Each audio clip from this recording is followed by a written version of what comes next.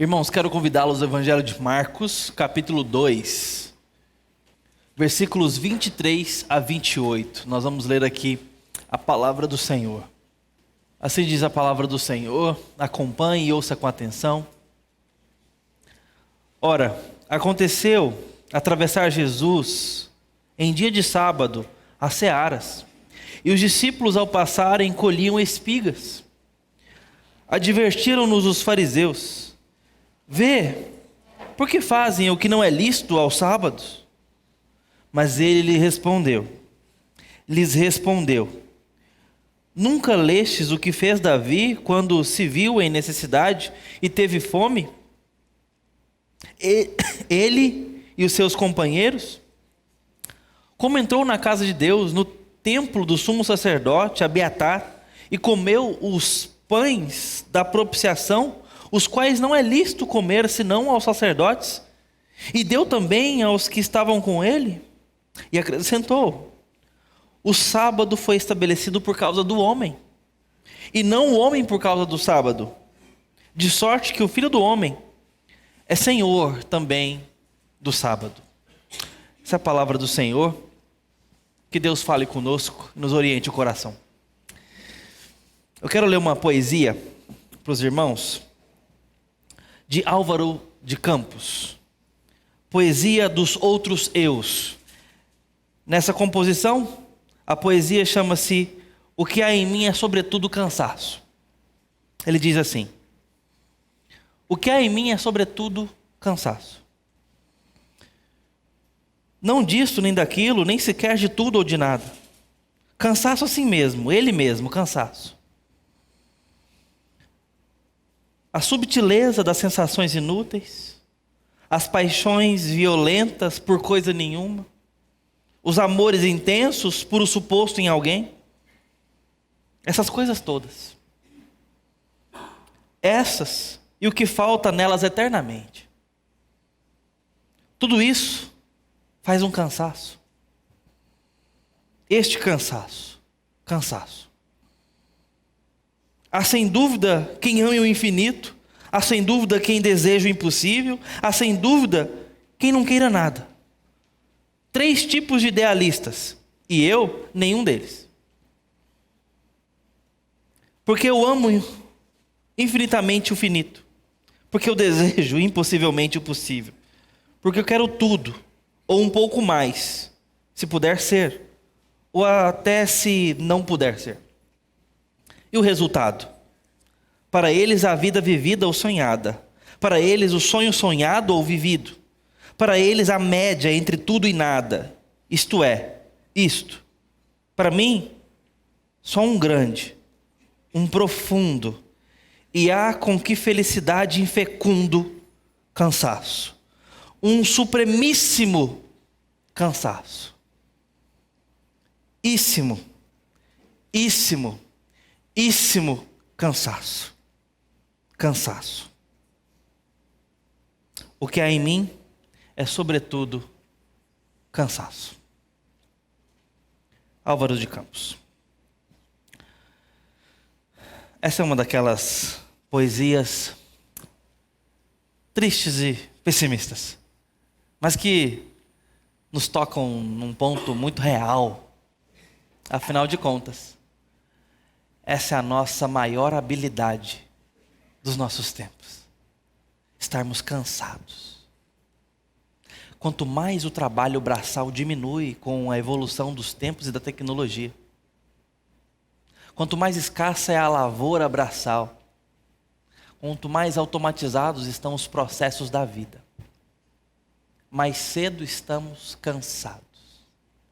Cada vez mais jovens, cada vez mais cansados, cada vez mais exaustos. Aqui. Cansados. Cansados, às vezes sem saber do quê. Já se sentiu assim? Sem saber exatamente do quê. Cujas noites bem dormidas não resolvem. Cuja pausa e férias parecem só nos dar mais cansaço. Parece ser um cansaço lá dentro, coisa da alma. E talvez não seja um cansaço do nosso tempo, seja um cansaço do tempo caído. Jesus, nessa passagem, vai falar sobre o descanso. Eu quero pensar com você sobre o Senhor do descanso. Mas ele também vai falar profundamente sobre o descanso no enredo da obediência, da religiosidade e do deleite. Esse é o cenário em que o Senhor do descanso dá a sua aula para nós aqui. Ele usa os seus adversários, os seus provocadores, os seus acusadores, para nos ensinar sobre deleite e descanso, numa plataforma que pressupõe obediência, como os dos religiosos aqui. Jesus aqui declara que não tinha vindo para fazer uma reforma religiosa, mas para acabar com a religião e substituí-la por si próprio. Esses são um daqueles textos onde Jesus se coloca como exclusivo Deus e verdadeiro acima de tudo, ou um louco. De tal forma que temos que nos posicionar ao vê-lo falando.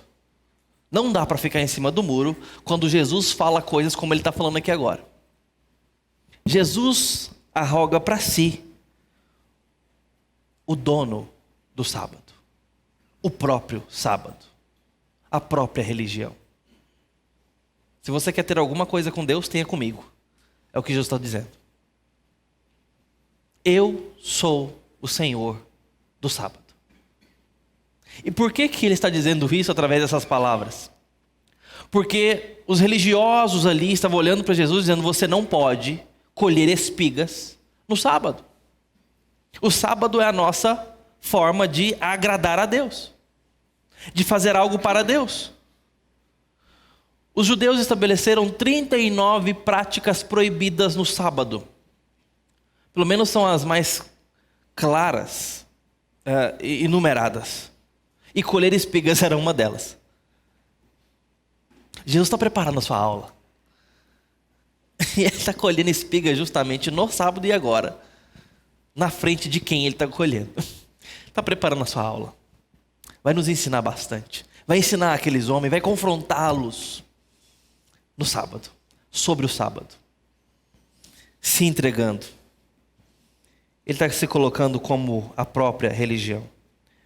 Aqueles homens estavam ali falando sobre a lei de Deus, estavam falando sobre o caminho para Deus, estavam falando sobre como devemos viver a vida, e que Jesus estaria pecando por não respeitar uma conduta, uma forma de fazer as coisas. E então tem que escutar o que escutaram de Jesus, quando diz: o sábado foi feito por causa do homem, e não o homem por causa do sábado. Não invertam as coisas. E diz mais: de modo que o Filho do Homem é Senhor até mesmo do sábado. Essa é a atribuição preferida de Jesus sobre si mesmo. Filho do Homem. É a expressão que ele mais repete sobre si. Mas é essa expressão que ele está dizendo e afirmando quem ele é. Ele é Deus, o Messias enviado. E esse Messias enviado veio para ser Senhor de toda a vida. De tal forma que não vamos para Deus senão por Ele. Não agradamos a Deus senão por Ele, nele. Jesus se coloca aqui como o peso da balança, se coloca aqui como o fundamento de tudo. Como a única possibilidade e razão pela qual podemos ter relacionamento com Deus. Enquanto a religião fala sobre como devemos fazer algumas coisas para agradar a Deus, Jesus está dizendo como aquele que somente pode agradar a Deus. Então fora dele não tem como ter comunhão com Deus, não tem como glorificar a Deus, não tem como agradar a Deus, não tem como andar com Deus, não tem como se relacionar com Deus. O que fazemos, nossas obras, os bons conselhos religiosos não servem para nada, senão partirem de Jesus. E não é se chegarem a Jesus ou desembocarem em Jesus, porque isso não funciona. Nossas boas obras não nos levam a Jesus. Nossas boas obras partem de Jesus. E essa é a grande diferença entre religião e evangelho. A religião nos prepara conselhos para agradarmos a Deus, para nos achegarmos ao divino, para conquistarmos seus favores. E aqui eu estou falando não do cristianismo apenas, mas de todas as formas religiosas possíveis. Elas vão ter em menor ou em maior escala este padrão de certos conselhos que eu devo seguir, certas condutas que eu devo praticar, obras, seja do campo da moral, seja do campo do pertencimento. Por exemplo, a religiosidade nacionalista vai dizer que você tem que pertencer a certa comunidade, vai dizer que você tem que pertencer a certos distintivos nacionais ou tribais ou de forma grupal, para que você então seja beneficiado, aceito, afirmado pelo divino, tenha seus favores. Você pode ter também um tipo de religião espiritualista, que fala sobre certos aspectos da consciência, do coração, mais da moralidade. E aí aqui um pouco mais amplo, mas que se você tem essa compreensão da vida, se você tem essa forma de pensar, então você agrada a Deus por pensar assim. Então você tem o favor de Deus por ter essa compreensão da vida, ter esse pensamento. Algo mais abstrato, algo mais intelectual. Mas nós também temos a ideia dos legalistas, que é uma forma de religiosidade muito pautada na prática, que se eu fizer essas etapas, se eu der esses passos, se a minha vida for assim, se eu cumprir essas regras, esses ritos, essa forma de agir, então eu serei aceito, então eu terei o favor. E assim você tem espalhado mundo afora, história adentro, essa forma, essa fórmula, esse padrão de ser aceito e ter relação com Deus, ter relacionamento com o divino. Pelo menos essa é a proposta, é a proposição da religião. Jesus, ao falar com aqueles homens que se diziam ali em comunhão com Deus, adoradores do Deus do Antigo Testamento, que os profetas pregaram, ele está confrontando o seu sistema religioso. E não apenas propondo uma reforma, mas dissolvendo completamente ao se colocar no lugar como o fundamento, a partir do qual qualquer relacionamento com Deus é exclusivamente possível. Ele está não apenas dando uma melhorada ou uma confrontação, ele está substituindo o sistema religioso. Isso não significa que ele está invalidando o Antigo Testamento, muito pelo contrário. Jesus acabou de usar o Antigo Testamento. Ele está mostrando o real significado de não apenas as profecias que se cumprem nele e a partir dele, mas na própria história. Ele está mostrando o sentido, a razão de toda a revelação passada. Ele, aquele prometido, cujo trabalho penoso de sua alma geraria satisfação nele, a citar Isaías 53. Esse que vai ser traspassado, moído, será pisoteado, verá o fruto do seu penoso trabalho de sua alma e ficará satisfeito. O justo, pelas suas dores, justificará a muitos. Esta é a razão da revelação passada, que estava apontando para o Messias que viria e faria tudo acontecer. E o que é esse tudo?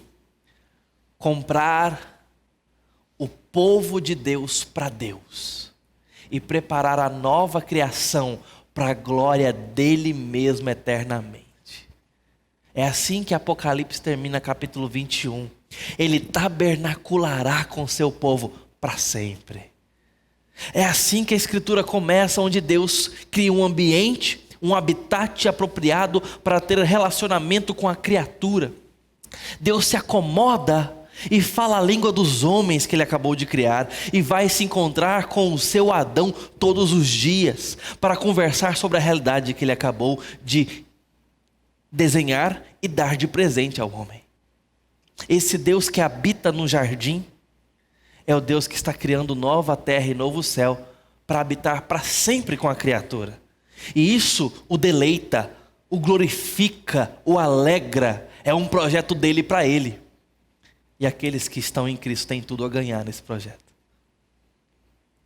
É isso que Jesus está fazendo aqui. Imagine duas pessoas que estejam tentando obedecer à lei do Senhor, estão lidando com a lei, a palavra de Deus, estão diante de possibilidades de obediência. Duas pessoas. Essas duas pessoas, porém, têm paradigmas muito distintas, na verdade opostos, paradigmas opostos. Mas ambas querem guardar o sábado, ou seja, guardar um tempo de descanso, guardar um tempo de repouso do trabalho, físico e mental, descanso mesmo. Mas no caso de uma delas, a obediência é um fardo, é pesado, é escravidão, é uma obrigação, é algo difícil, duro. Enquanto para outra, a obediência é um deleite, é um prazer, é um privilégio. São opostos: fardo, peso, obrigação, deleite, privilégio, gratidão. O quê? A obediência no meio. Perspectivas diferentes. Como é que isso pode acontecer? Se colocamos a obediência na religião, ou se colocamos a obediência no Evangelho. Isso faz toda a diferença. Não é difícil entender isso. Evangelho afora, eu digo evangelicalismo afora, não é difícil encontrarmos essa compreensão dos nossos irmãos, colegas, pastores, líderes, rebanho do Senhor. Não é difícil encontrar a força do Evangelho que nos liberta do peso da lei. Não é difícil. Isso é uma mensagem democrática. Ela é disseminada, ela é bem ensinada nesse sentido. Porém, tenho visto que muitas vezes ela para na metade do caminho. Onde apenas libertos da lei, glorificamos a Deus por tal liberdade. E fim, essa é só metade do caminho. Nós não podemos parar aqui, na liberdade da lei. Nós temos que terminar o caminho e chegar na obediência. A lei não veio para nos matar. Ela veio para realçar a obra de Jesus, o obediente final. Ela veio para nos guiar. Ela nos tutelou. E em Cristo foi consumada. E agora? Não temos o que obedecer? Muito pelo contrário. Temos agora uma obediência leve. Temos uma obediência que agradece e não mais que busca conquistar. Nossa obediência agora é resposta e não busca. Entendem a diferença? É a diferença entre a obediência colocada na religião, que busca alcançar, que busca convencer. Nesse sentido, a lei escraviza, penaliza, é um fardo.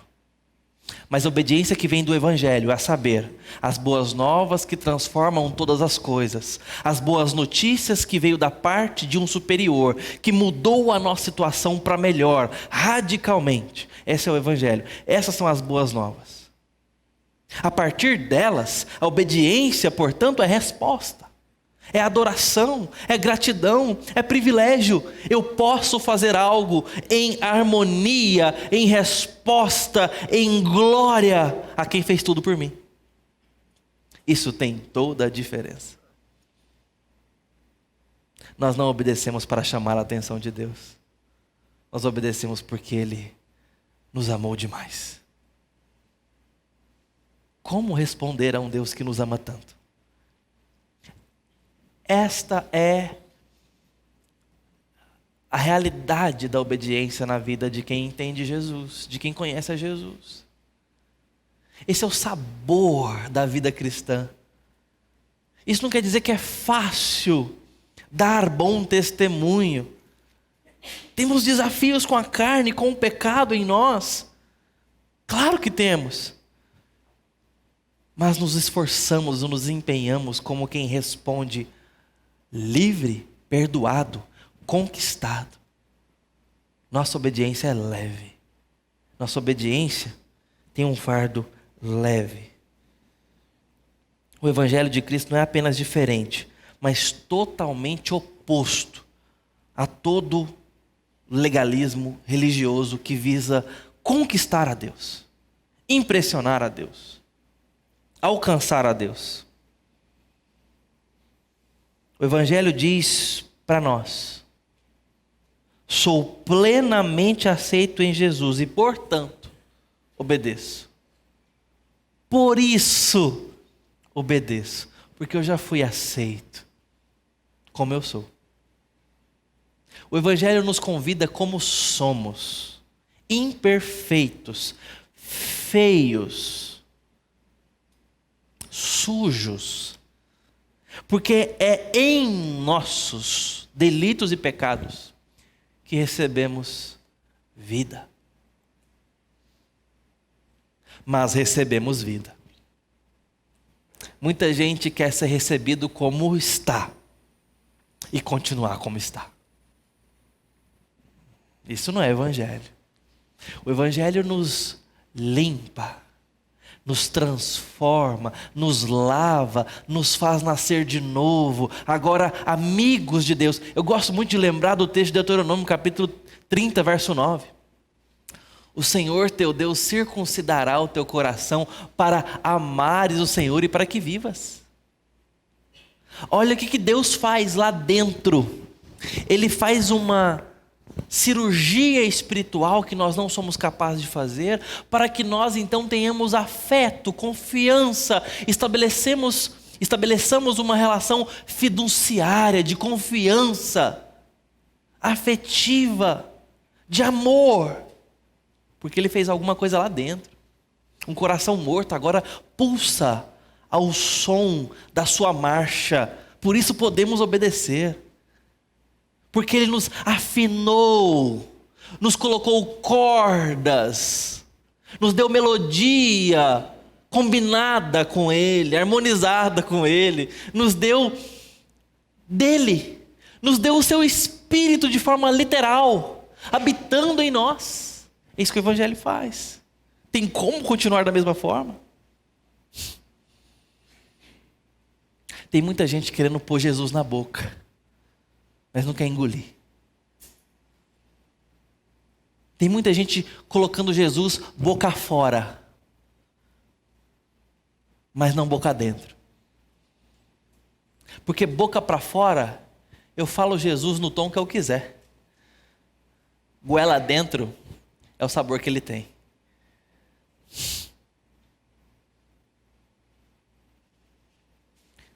Não dá para personalizar. O pastor Tim Keller, pastor presbiteriano de Nova York, ele conta que ele estava pregando na pequena cidade de Hopewell em 1977. E ali ele disse que teve umas experiências singulares com a clareza do Evangelho, lidando com a comunidade. Ele menciona que estava pregando certa vez sobre amar o próximo como a si mesmo, para aquela pequena igreja ali daquela cidadezinha. E ele estava dizendo o seguinte: quando Jesus diz isso, amar ao próximo como a si mesmo, acho que Deus está dizendo: quero que vocês supram as necessidades das outras pessoas com a mesma alegria, pureza, urgência, inocência, criatividade e disposição com que suprem as suas próprias necessidades. Esse é o padrão. É assim que eu quero que vocês vivam. Fecha aspas. Essa é a explicação dele ali no seu sermão. Ele conta nesse relato que uma adolescente o procurou depois do culto e disse assim: você está querendo me dizer... deixa eu contar o caso. Ela tinha acabado de participar de um concurso de beleza e uma das, meio que amiga conhecida dela da escola, ganhou o concurso e ela ficou em último lugar.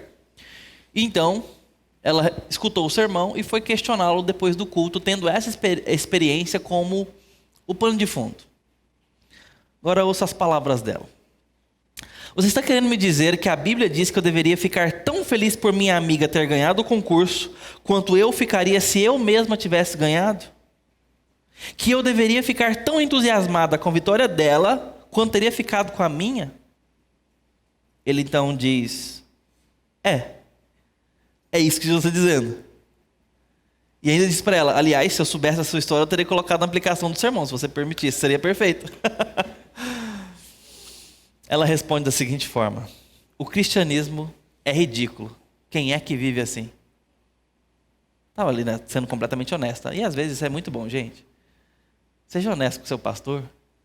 É melhor para a gente poder tratar, conversar, caminhar junto, do que você está pensando que o cristianismo é ridículo e está caminhando pensando assim. Ela continua: se é assim, então em primeiro lugar, quero saber exatamente quem é o meu próximo.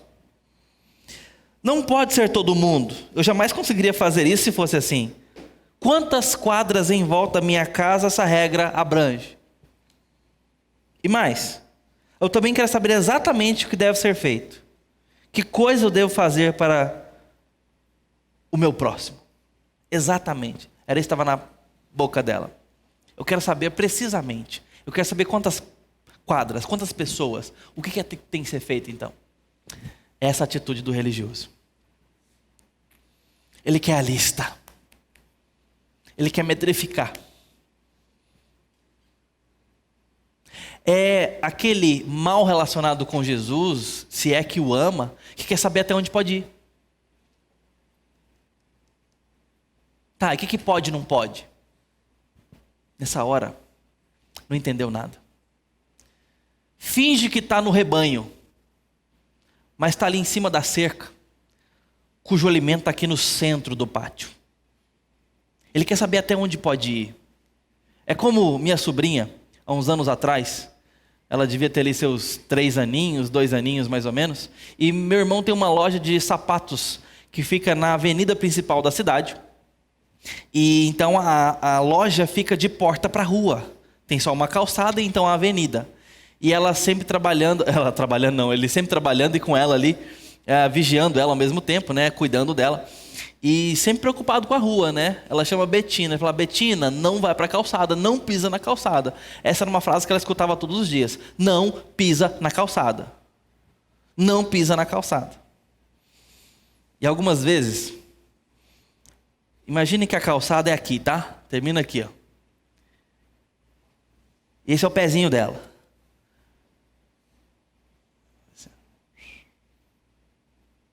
Ela passava o pezinho assim, ó, e não pisava. Só sobrevoava a calçada. Sabe assim? Quase uma bailarina aqui, ó. E olhava pro pai dela. Tipo, não estou pisando. É até aqui que eu posso ir, ó. Quantos milímetros eu consigo passar da calçada sem pisar?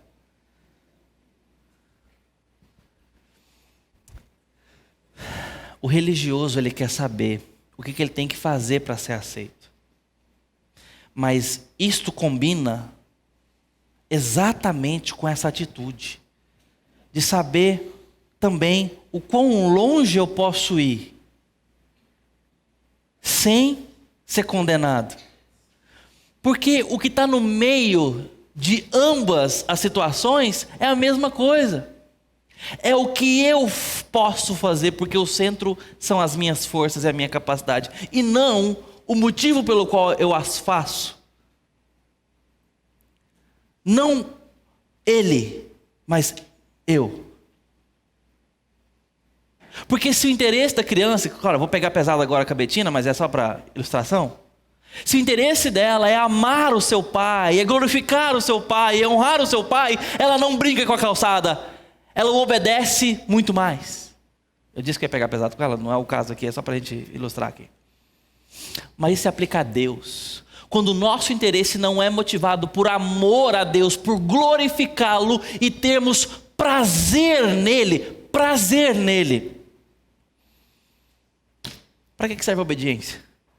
Ela tem que servir para alguma coisa. E é por isso que colocamos o fardo na recompensa, no que ele pode fazer por mim.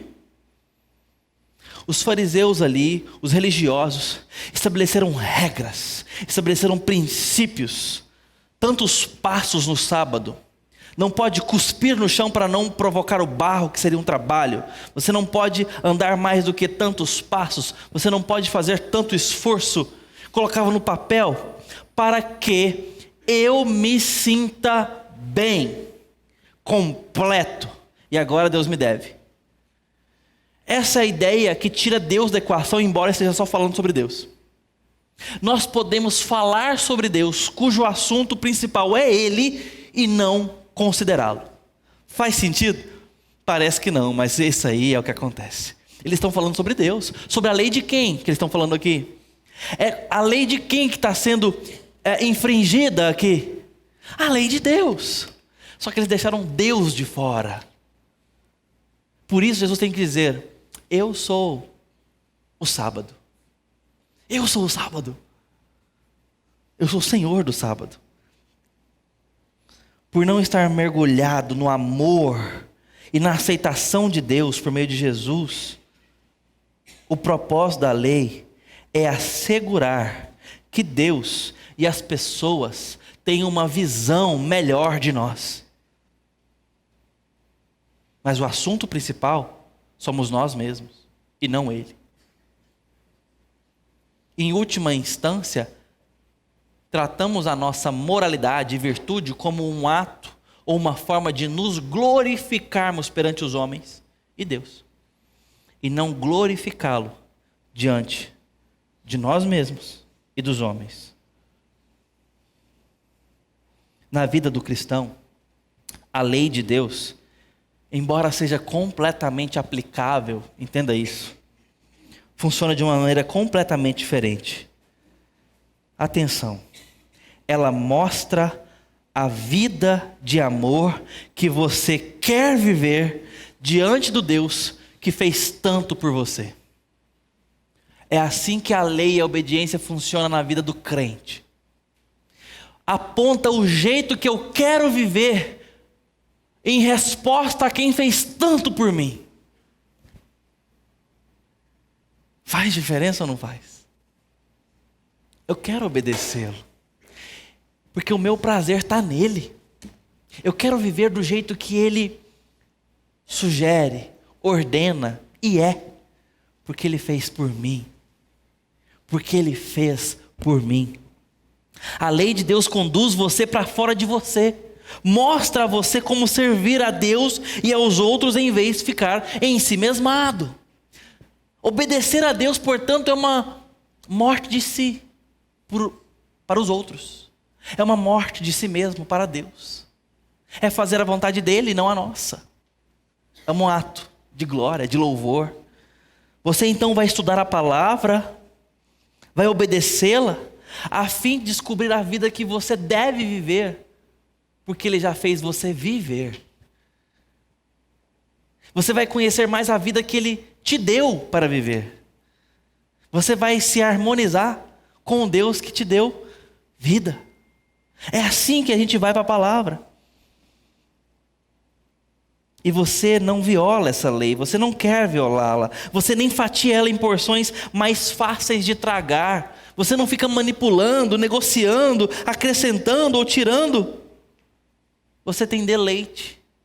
Antes tem o seu prazer na lei do Senhor e nela medita dia e noite. Isso é maturidade cristã. Isso é amor a Deus. Talvez a nossa geração precise amar a Deus mais. Amar a Deus de novo. Precisa dizer: Senhor, eu te amo. Isso não ser conversa fiada, mas ser de fato expressão de louvor. Senhor, eu amo ao Senhor.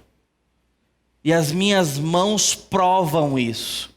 Ou tentam fazê-lo. Se esforçam por fazê-lo. Senhor, eu te amo. Quando foi que a sua relação do Senhor se concentrou nesse ponto, e tão somente nesse ponto, de declarar o seu amor a Ele? Porque você já recebeu tudo dele. Jesus é o Senhor do sábado.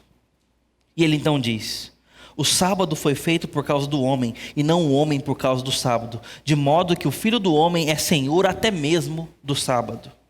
Ele afirma, e até mesmo está aqui celebrando, o princípio que deu origem ao sábado, a necessidade do descanso.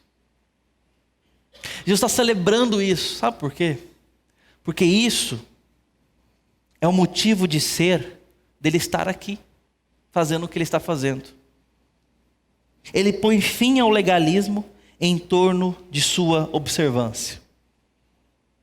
Desmantela todo o paradigma religioso e faz isso ao apontar para si próprio. Ele está substituindo o sistema por ele mesmo. Ele está dizendo que o sábado é necessário, mas que ele é o Senhor do sábado, portanto, ele é necessário. Ele está dizendo àqueles homens: não olhem para o sábado mais do que vocês olham para mim. Olhem para mim e eu vou te entregar o sábado. Essa é a beleza do que está acontecendo aqui. É isso que Jesus está ensinando. Quando ele diz que ele é Senhor do sábado, ele está dizendo que ele é o próprio sábado. Ele é a fonte do descanso profundo. Ele está dizendo que o descansar física e psicologicamente é necessário. Ele não está aqui abolindo isso, ele está dizendo isso é bom. A regra dada para nós no sabat, que é a ideia de descanso, é trabalhe, mas de 7 em 7 dias descanse. Repouse, glorifique a Deus, tenha deleite nele. A ideia do sábado é isso, é esse descanso, essa pausa. Mas isso é um ensaio para algo mais profundo, mais necessário. Honrar a Deus obedecendo o sábado só vai ser possível se entendermos o motivo do sábado. E o motivo do sábado é quem Jesus é. E ele, portanto, é nesse caso o próprio sábado, ou seja, onde repousa o nosso descanso mais profundo, onde descansa e desemboca toda a nossa ansiedade, todo o nosso trabalho. Só será recompensador, terá valido a pena quando encontramos descanso. É nesse sentido que Gênesis nos fala do descanso de quem não se cansa. A palavra de Deus fala que Deus não dorme, não se cansa, não dormita o leão da tribo de Judá, o guarda de Israel. Mas Gênesis nos fala que ele descansou no 7º dia. Esse descanso não tem a ver com alguém que estava exausto. Tem a ver com alguém que para depois de ficar satisfeito. Viu Deus tudo quanto fizera, e eis que era muito bom. Moisés é bruto. Moisés é curto e grosso. Ei, Moisés, eu queria que ele falasse mais. Ele nos dá essas palavrinhas maravilhosas, claro. Mas é pouco, eu queria mais. Porque eu tenho aqui uma suspeição de que o que Moisés está querendo dizer aqui é uma contemplação. Que Deus está vendo a sua obra e se maravilhando com ela. O criador de mundos, Tolkien, criou a Terra-média e o mundo da Terra-média. Um grande autor de fantasia cristão. E ele comenta algo no seu livro Silmarillion sobre a criação da Terra-média, como que prefazendo mais ou menos a criação da Terra, nosso planeta. E então o ser perfeito, que seria Deus ali representado na obra, ele encomenda dos seus seres criativos e de altas luzes, certamente ali os equiparados aos serafins, para que o adorassem. E os serafins, muito musicais, decidem criar uma canção. Mas a canção ali não é apenas uma música para os ouvidos, nem mesmo apenas para os olhos, como uma partitura seria. Ela é física e material. C.S. Lewis pegou parte dessa ideia para o livro Sobrinho do Mago. Mas volta aqui comigo. Eles então vão adorar o Criador. E eles têm que fazer algo à altura do Criador. Então eles cantam a Terra-média. Se você não sabe o que é a Terra-média, nunca leu isso, basta, ou não viu os filmes, pensar na Nova Zelândia. Quando quiseram fazer ali uma representação do que era a Terra-média, foram filmar na Nova Zelândia.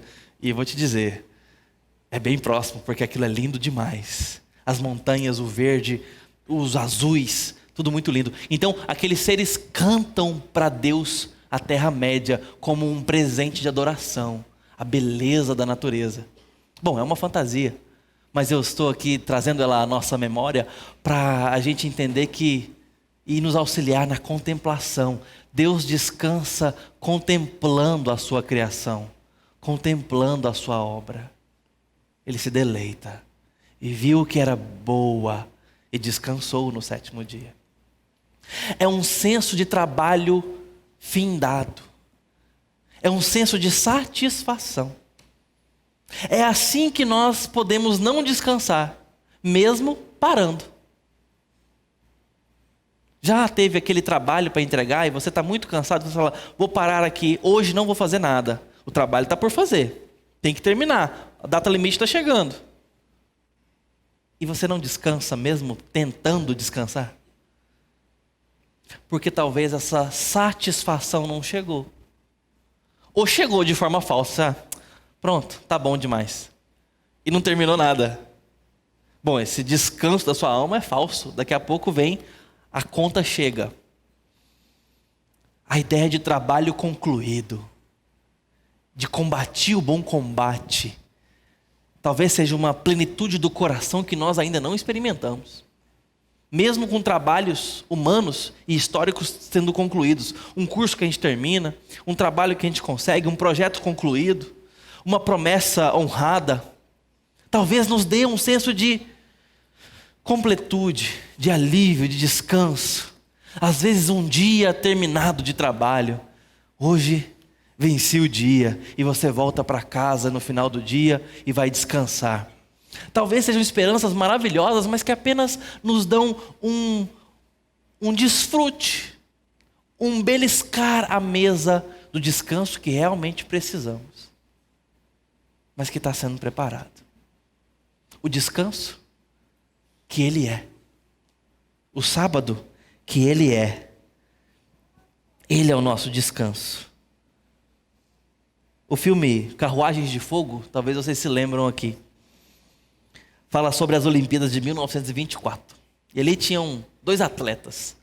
Um deles é cristão e o filme narra justamente sobre a sua fé colocada ali no esporte. São atletas olímpicos, corredores. Um deles é o Eric Liddell. E o outro é o Harold Abrahams. Eles são atletas de grande performance, de alta performance. São a elite da competição daquele ano.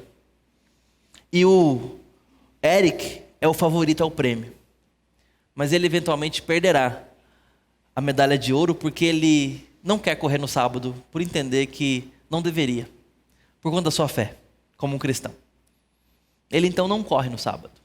Perde a sua medalha. Mas a trama entre os dois, e falando do Harold, ele diz o seguinte: tenho 10 segundos para justificar a minha existência nos 100 metros rasos ali. Esse é o ponto dele. E a trama e o enredo quer nos mostrar sobre a vitória do cansado, que mesmo descansando não tem descanso. Mesmo quando descansa, ainda está cansado. Esse é o Harold. E fala sobre o deleite do derrotado, que mesmo cansado está descansando. Porque ele dizia o seguinte, o Eric: Deus me fez veloz, e quando eu corro, eu sinto o prazer de Deus. Por isso ele pode parar de correr, que está tudo certo. Ele está em deleite em Deus. E não precisa provar a sua existência. A trama do filme é bem linda nesse sentido. E qual que é a diferença dos dois? Se você está buscando a sua própria justificação na vida, e por isso corre. Ou se você já foi justificado, e por isso corre. Essa é a diferença. Porque sendo justificado e então correndo, a gente corre com um fardo diferente. Muito mais leve. A maioria de nós trabalha com afinco para provar a nós mesmos, para convencer a Deus e aos outros que somos bons. O Evangelho nos diz que aquele que é bom, correu, morreu e ressuscitou em nosso lugar. Viveu a vida que deveríamos viver, morreu a morte que deveríamos morrer. E a partir disso, nos recebe com o prêmio conquistado, onde somos mais do que vencedores. Agora corremos, mas como quem tem o direito ao descanso, porque a vitória já foi conquistada. A vitória já foi conquistada. Na cruz, Jesus viveu a experiência inquietante da separação de Deus, para que eu e você pudéssemos descansar na verdade de que temos paz com Deus em Cristo. Para que tenhamos descanso profundo de saber que Ele nos ama e que os nossos pecados estão perdoados. Jamais descansaremos sem perdão de pecados. Andaremos exaustos, cansados, cansadíssimos. E é por isso que Jesus nos diz: vinde a mim todos os que estáis cansados e sobrecarregados, e eu vos aliviarei. Tomai sobre vós o meu jugo, e aprendei de mim, porque sou manso e humilde de coração, e achareis descanso para a vossa alma, porque o meu jugo é suave, e o meu fardo é leve. Ele é o nosso descanso. Nele, a nossa alma achará por onde repousar, e todo o cansaço dessa vida acabará. Amém. Vamos orar. Ó Deus bendito, nosso Senhor, nossa razão, obrigado pela tua obra. Obrigado pelo Cristo, nosso descanso, nosso porto seguro, nosso pastor. Nos ensine a descansar e te adorar. Nos ensine o caminho da obediência a partir do Senhor. Em nome de Jesus. Amém.